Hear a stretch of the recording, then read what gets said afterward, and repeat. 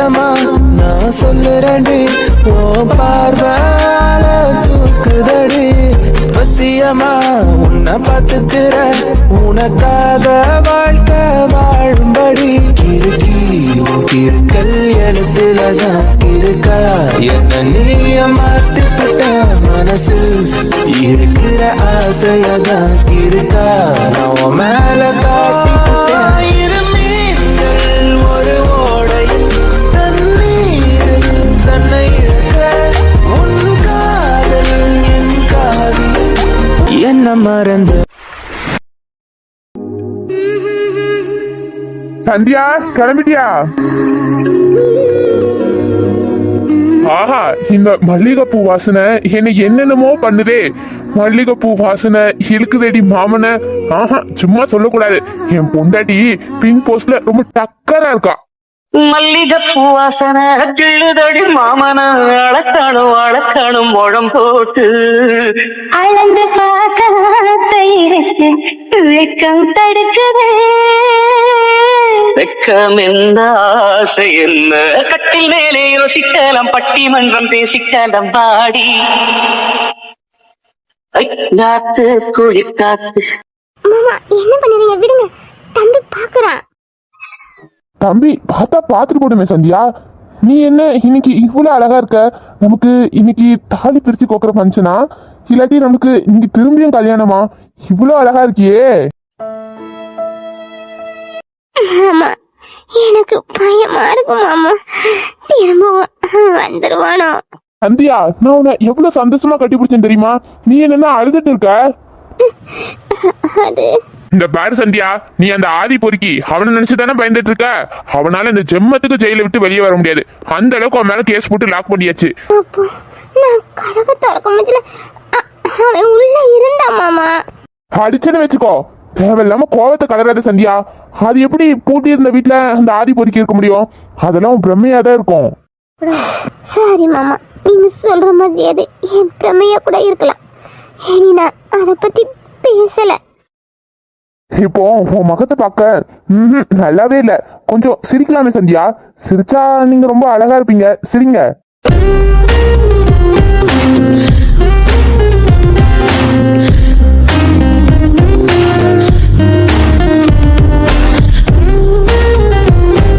இப்பதான் சந்தியா நீ பார்க்க ரொம்ப அழகா இருக்கா. எப்பவுமே இப்படியே சிரிச்சிட்டு இருக்கணும் சரியா? இந்த பாரு சந்தியா, நமக்கு கல்யாணம் தான் நம்ம ஆசைப்பட்ட மாதிரி நடக்கல. ஏனோ தானோன்னு நமக்கு கல்யாணம் முடிஞ்சிட்டு அட்லீஸ்ட் இந்த ஃபங்க்ஷனையாவது நம்ம முழு மனசோட என்ஜாய் பண்ணுவோமே. இந்த ஃபங்க்ஷன் நமக்கு ஒரு நல்ல மெமரிஸா இருக்கும் சந்தியா. ப்ளீஸ் சந்தியா, அதனால சிரிச்சுட்டே இரு. சரி மாமா. இந்த பாரு வார்த்தை கூட சரி மட்டும்தான் வருது. வீட்டுல நிறைய கெஸ்ட் எல்லாம் வருவாங்க. அவங்ககிட்ட சரின்னு மட்டும் சொல்லாத, நல்லா பேசு சரியா? அப்புறம் அவங்க தேவையில்லாம அம்மா கிட்ட 1க்கு 2 போட்டு கொடுத்துட்டு போவாங்க. இதெல்லாம் நமக்கு தேவையா? சரி மாமா, எல்லாத்துக்கிட்டையும் நல்லா பேசுறேன். என்ன செல்லக்குட்டி, உனக்கு நல்ல அழகா கோல் செட் எல்லாம் போட்டு உங்க அம்மா ஒன்னு ஜம்முன்னு கழிப்பு வச்சிருக்காங்களே.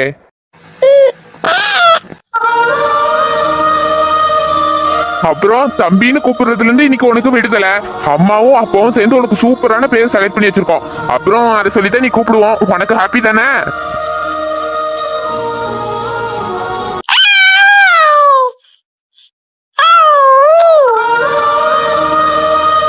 சந்தியா அங்க பாரு, நான் சொன்னதை கேட்டேன்னா என் பிள்ளை எப்படி சிரிக்கிறானு.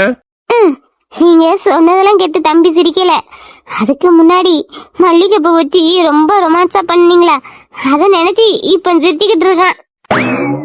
என்னடா பண்றது தங்கம், உங்க அம்மா அப்பா கிட்ட ரொமான்ஸே பண்ண மாட்டா. அதான் அப்பா கேப் கிடைக்கிற நேரம் கொஞ்சம் கொஞ்சம் விட்டு போட்டு உங்க அம்மா கிட்ட ரொமான்ஸ் பண்றேன். அதுவே உங்க அம்மா கிட்ட ஒர்க் அவுட் ஆக மாட்டுதே.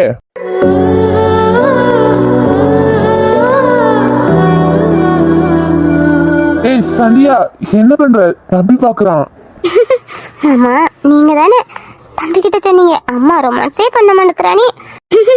அதான் அப்பாட்ட அம்மா ரொமான்ஸ் பண்ணிக்கிட்டு இருக்காங்க நீ அவன் நினைப்பான். இதையே தெரியுமா என் கனவு நீதானடி, இதயமே தெரியுமா உனக்காகவே நானடி. என்னுடைய நாயகனே, ஊர்வலமும் நல்லவனே, உன்னுடைய அன்பு தந்த வானம் இல்லையே. எனக்கென வந்த தேவதையே சரிபாதி நீ அல்லவா. நடக்கையில்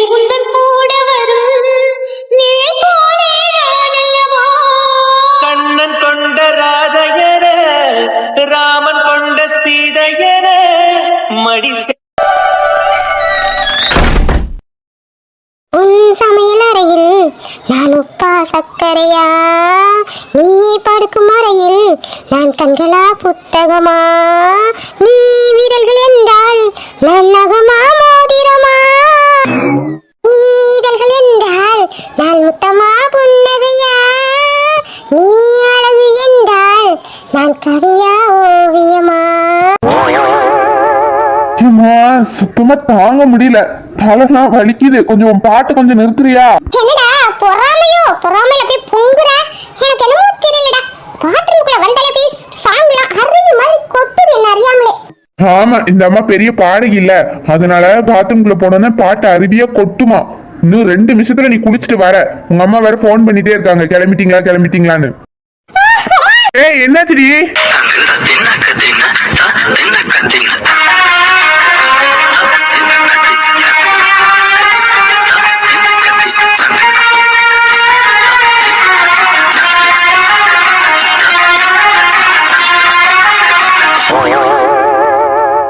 என்ன இது? அது அந்த காக்ரோச். என்னது காக்ரோச்சா?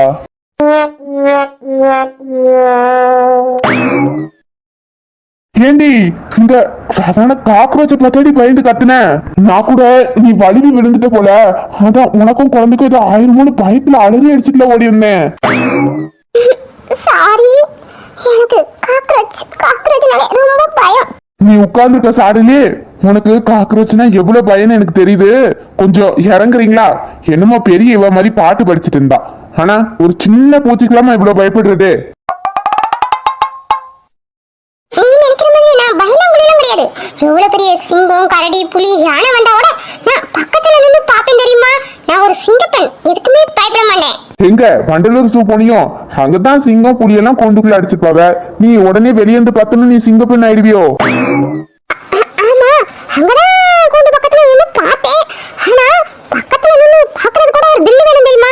எங்க அம்மா அப்பா அக்கா எல்லாம் கிட்ட வரவே மாட்டாங்க, தூரத்துல நின்று பாப்பாங்க. நானா கூண்டு பக்கத்துல நின்று பாப்பேன். அப்ப நான் சிங்கப்பெண்ணு தானே. ஆமாமா, நீ பெரிய சிங்க பொண்ணுதான். ஆனா அப்புறம் எதுக்கு அந்த சின்ன கருப்பம்பூச்சிக்கெல்லாம் நீங்க பயப்படுறீங்க? அது நான் சொல்லுவேன், ஆனா நீ சிரிக்க கூடாது. அது சின்ன பிள்ளைல கட்டில நான் சட்டெல்லாம் ஒரு நாள் படுத்திருந்தேனா, அப்போ இந்த கருப்பம்பூச்சி என் மேல ஊந்துக்கிட்டே வந்துச்சா. அதை நான் பார்த்தேன்னா எனக்கு ஒரு மாதிரி அருவருப்பம் பயமா இருந்துச்சா. அப்போ அழுதுகிட்டு ஓடினவதான். அன்னையில இருந்து எனக்கு இந்த சின்ன காக்ரோச்சை பார்த்தாலே பயம், உடம்புலாம் ஒரு மாதிரி அரிக்கும். அப்பனா நம்ம ஆளுக்கு காக்ரோச்னா பயம் போல இருக்கு. இது நமக்கு இவ்வளவு நாள் தெரியாமல போச்சு. அப்போ இனி அடிக்கடி காக்ரோச் வச்சு இவ்வளவு பயமுறுத்தி நம்ம ஹக் பண்ணிக்க வேண்டியதான். இப்போ காக்ரோச் வச்சு இது ஒர்க் அவுட் ஆகுதா இல்லையான்னு ஒரு ட்ரையல் பண்ணி பார்ப்போம்.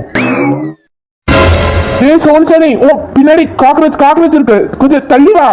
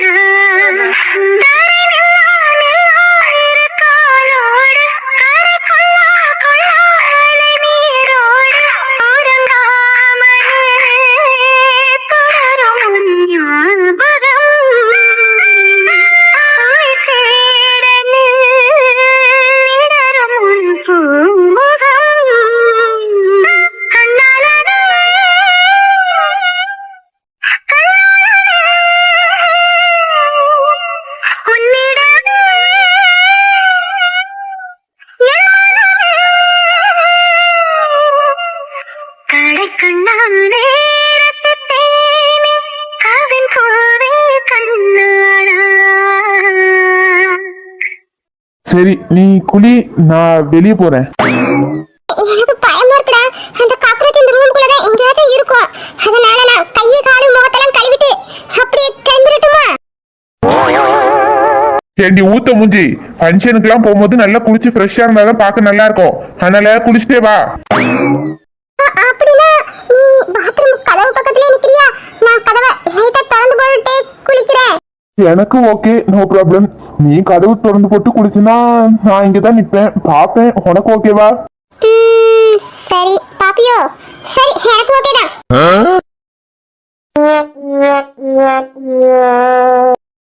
என்னது உனக்கு ஓகேவா?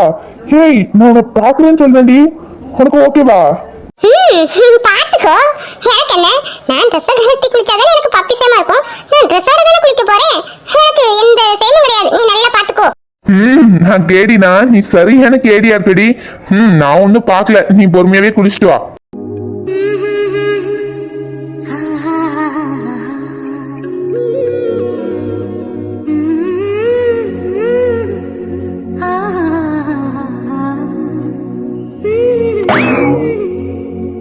அவன் வெளியே என்ன பண்ணிட்டு இருக்கா?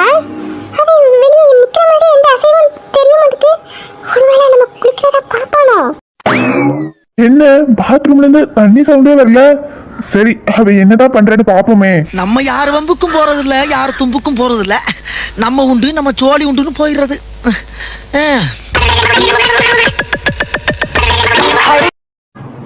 ஐயோ மாட்டிக்கிட்ட உங்கிட்ட மாட்டிக்கிட்ட வலிக்காம காட்டிக்கிட்ட கனவது நிஜம் இது தெரியல நீ என்ன சுத்தி விட்ட எங்கெங்கோ பத்த வச்ச கண்ணுக்குள் கத்தி வச்ச கிள்ளி கிள்ளி பத்த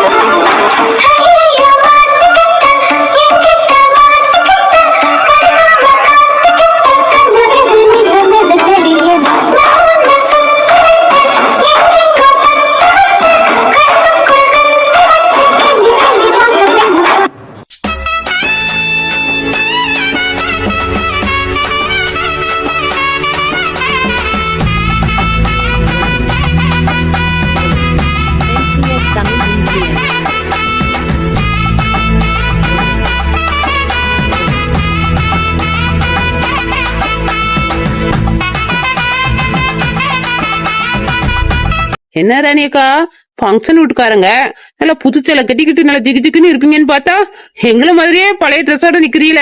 ஒரு நல்ல சேலை எடுத்து கட்ட வேண்டியது தானே? பட்டு சேலைலாம் கட்டலாம் சின்ன பொண்ணு. பட்டு சேலையை கட்டிட்டா ஒரே இடத்துல நிக்கணும் போஸ் கொடுத்துக்கிட்டே. ஓடி ஆடி எந்த வேலையும் செய்ய முடியாது. இந்த சேலைன்னா அப்படி இல்ல, ஓடி ஆடி எல்லா வேலையும் செய்யலாம். அதனாலதான் இப்போதைக்கு இந்த சேலையை கொடுத்துட்டு ஃபங்க்ஷன் நடக்கும் போதுல பட்டு சேலை கட்டலான்னு இருக்கேன். சின்ன பொண்ணு, இனி ராணி அக்கா வீட்டுல ஒரே பஞ்சன் தான் போல இருக்கு.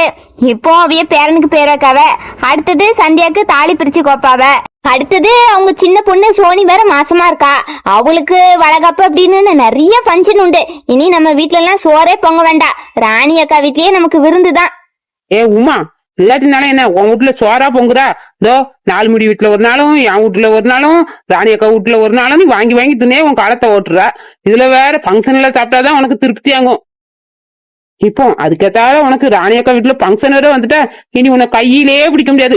சோறு குழம்பெல்லாம் வாங்கி பிரிச்சுல வச்சு 1 மாசம் உட்காந்தே திம்பா போல இருக்க. நீ சொல்ற மாதிரியே தான் சின்ன பொண்ணு, இன்னும் நான் 1 மாசத்துக்கு சமையலே பண்ண மாட்டேனே.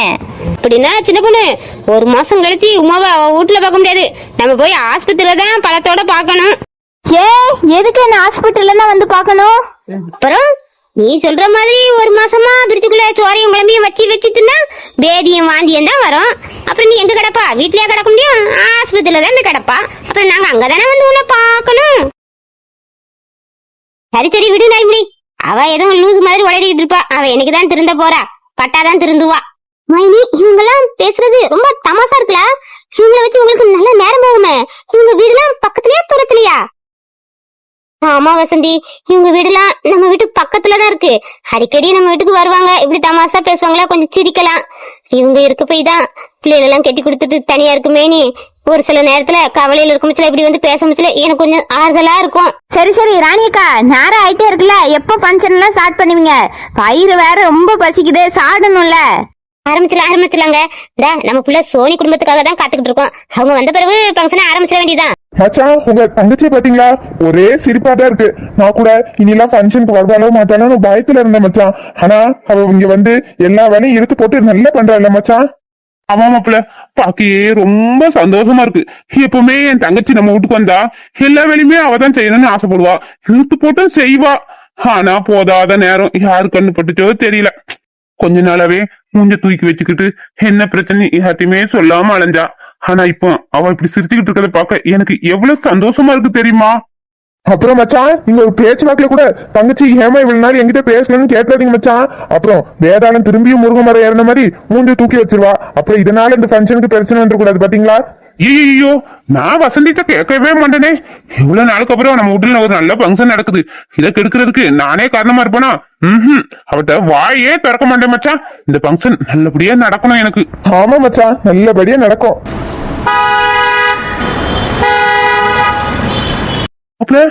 வெளிய வண்டி ஆர்ன சவுண்ட் கேட்கல? என் புள்ள சோனி குடும்பத்துல எல்லாரும் வந்துட்டாங்க போல இருக்க. ஆமா மச்சான், வந்துட்டாங்க போல. வண்டி சவுண்ட் கேக்குதுல? வரட்டும் வரட்டும், பிள்ளைய பார்த்து எவ்வளவு நாள் ஆகுது.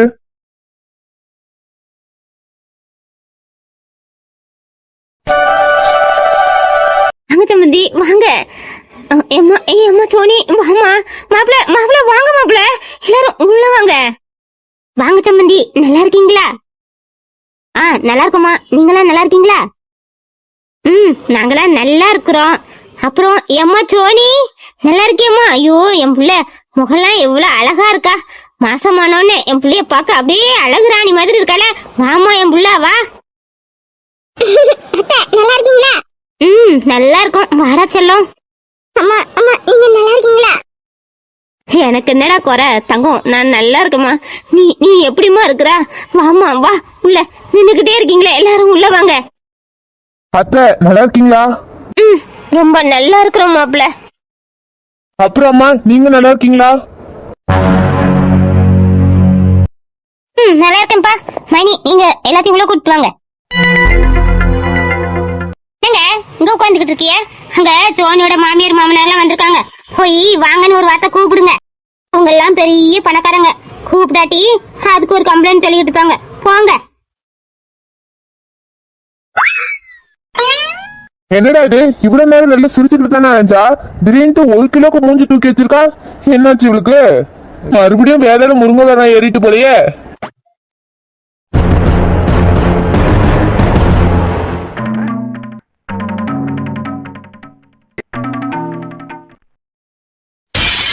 இவளா? நான் என் வாழ்க்கையில யார பார்க்க கூடாதுன்னு நினைக்கிறேனோ அவளையே பார்த்துட்டேனே. இவன் மட்டும் என்ன பார்த்துட்டா எல்லாத்துக்குமே எல்லாமே தெரிஞ்சிருமே. இந்த ஃபங்க்ஷன் முடிகிற வரையும் இவ கண்ணில் மட்டும் நான் பட்டுடவே கூடாது சாமி.